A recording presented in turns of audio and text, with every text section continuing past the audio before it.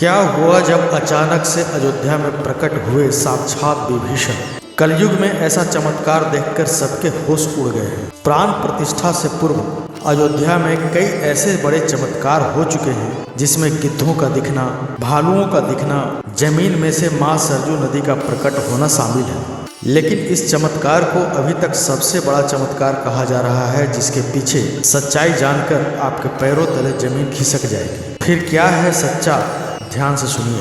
क्या यह सच है कि लंका के राजा विभीषण अपने मित्र राम लला से मिलने पहुंचे हैं? क्या विभीषण आज भी जीवित हैं? ऐसे कई रहस्यों से पर्दा आज की वीडियो में हम उठाने जा रहे हैं। शुरुआत करने से पहले आप सभी से आग्रह है कि आप अगर एक सच्चे सनातनी हैं और राम मंदिर बनने से बेहद खुश हैं तो इस वीडियो को लाइक करके कमेंट बॉक्स में जय श्री राम जरूर लिखिए। जब स्वयं प्रभु राम मंदिर में विराजमान होने को आ रहे थे तो उनके प्रिय मित्र वो भक्त विभीषण कैसे पीछे रह सकते थे, क्योंकि जब प्रभु श्री राम ने रावण का वध किया था, लंका पर विजय पाई थी और पुष्पक विमान के जरिए जब फिर से अयोध्या लौटे थे, तब प्रभु श्री राम के साथ विभीषण जी भी अयोध्या आए थे और कई दिनों तक अयोध्या में ही रुके थे। इसके बाद उन्होंने लंका का राज सिंहासन संभाला और लंका के राजा बन गए। यानी प्रभु श्री राम की भक्ति उनके लिए बहुत भाग्यशाली साबित हुई थी, क्योंकि जो राम की शरण में आ जाता है उसका उद्धार निश्चित ही होता है। लेकिन क्या विभीषण आज भी जिंदा है? इसका जवाब आपको आगे इसी वीडियो में मिलने वाला है। आपको देखकर पता चलेगा कि हिंदू धर्म की पौराणिक कथाओं के अनुसार माना जाता है कि 8 महान विभूतियाँ आज भी सशरीर जीवित हैं, जिनमें से कुछ रामायण काल के हैं तो कुछ महाभारत काल के। कुछ विभूतियाँ उससे भी पहले के काल की हैं जो आज तक जीवित हैं। पौराणिक मान्यता के अनुसार विभीषण, अश्वत्थामा, बाली, वेदव्यास, हनुमान जी, कृपाचार्य, भगवान परशुराम और मार्कंडेय ऋषि चिरंजीवी है और विभीषण भी इन्हीं चिरंजीवियों में से एक है और अनंत काल तक जीवित रहेंगे। लेकिन यह वरदान आखिर उन्हें किसने दिया, यह हम सबको जानने का विषय है। भगवान राम के अनन्य भक्त विभीषण बालकाल से ही धर्म परायण हो रहे हैं। वह अपने बड़े भाई रावण के धर्म विरुद्ध कार्यों का विरोध भी करते थे।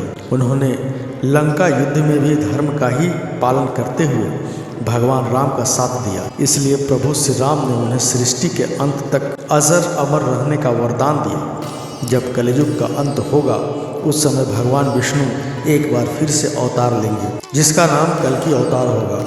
अब तक यह 8 चिरंजीवी भगवान कल्कि के ही उसी काल में साथ देंगे और फिर यह सतयुग की स्थापना करेंगे। इसका मतलब यही निकलता है कि विभीषण आज भी जीवित है। लेकिन आखिर प्राण प्रतिष्ठा से पहले उन्हें राम मंदिर में उन्हें कब और किसने देखा और किस प्रकार से देखा, आगे वीडियो में आप जानेंगे।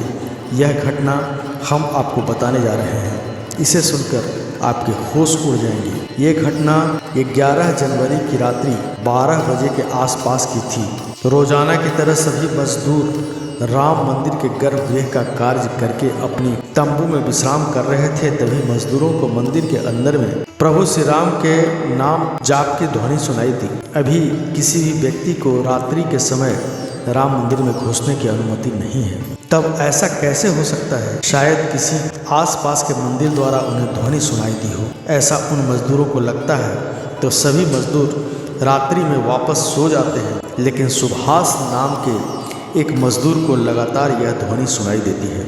उसे यह आवाज़ राम मंदिर के अंदर से आते हुए प्रतीत हो रही थी। तो उसके मन में जानने की उत्सुकता हुई, आखिर इतनी रात्रि को राम मंदिर के अंदर भगवान राम का जाप कौन कर रहा है। उसने पहले अपने साथियों को उठाना चाहा, लेकिन सभी गहरी नींद में थे। तब सुभाष अकेला ही राम मंदिर परिसर में पहुंचा। वह काफी दिनों से राम मंदिर के निर्माण में कार्य का हिस्सा था। उसे राम मंदिर का एक एक दरवाजा, एक एक कोना अच्छी तरह से पता था। जब उसने राम मंदिर के गर्भगृह में झांक कर देखा तो वहां पर एक बहुत ही दिव्य पुरुष, जिनके अंदर से काफी तेज प्रकट हो रहा था, वह अपने हाथों में माला लिए राम नाम का जाप कर रहे थे। ऐसा लग रहा था कि मानो काफी दिव्य पुरुष हों और किसी पौराणिक समय से आए हों। उनको बैठने का तरीका और उनका अंदाज राजाओं की तरह मालूम पड़ रहा था। सुभाष ने यह नज़ारा देखकर दंग रह गया, उसके होश उड़ गए। इसके बाद सुभाष अपने साथियों को बुलाने के लिए चला गया और सभी साथी मिलकर गर्भगृह पहुँचे तो सभी के होश उड़ गए, क्योंकि यह दिव्य व्यक्ति वहाँ से गायब हो चुके थे। क्योंकि रात्रि का समय चल रहा था तो सभी लोग सुभाष की बातों को भ्रम समझ रहे थे और कोई भी उसकी बात को मानने को तैयार नहीं था। लेकिन सुभाष जानता था कि उसने जो देखा है वह बहुत बड़ा चमत्कार है। लेकिन उसके मन में एक ही सवाल था कि रात्रि 12 बजे राम मंदिर में राम नाम का जाप करते समय इस दिव्य पुरुष को आखिर मैंने ही क्यों देखा, और यह थे कौन? क्योंकि आज के समय में किसी पुरुष के अंदर इतना तेज नहीं हो सकता। उनका संबंध पौराणिक काल से ही हो सकता है। और अगर रामायण काल की बात करें तो 2 ही शख्सियत हैं जिनके होने का दावा आज भी कलयुग में किया जा सकता है। पहले हैं हनुमान जी और दूसरे हैं विभीषण जी। तो पूरी संभावना यही है कि सुभाष ने राम मंदिर में रात्रि के समय जिस महापुरुष को देखा वह राजा विभीषण ही हो सकते हैं, क्योंकि वह आज भी धरती पर जीवित हैं। और 8 चिरंजीवियों में दिव्य मौके पर जब राम मंदिर में कई चमत्कार लगातार हो रहे हैं, जहाँ कहीं कई दिव्य शक्तियाँ भी राम मंदिर के स्वागत के लिए अयोध्या पहुँच चुकी हैं। देश का हर एक भक्त राम भक्त अपनी आहुति अर्पित कर रहा है। तो मित्रों, हमारा ये प्रयास आपको कैसा लगा कमेंट करके ज़रूर बताएं। वीडियो को लाइक कर दें, चैनल को सब्सक्राइब करके बेल आइकन दबाना ना भूलें ताकि वीडियो संबंधित नोटिफिकेशन आपको हमेशा मिलती रहे। धन्यवाद।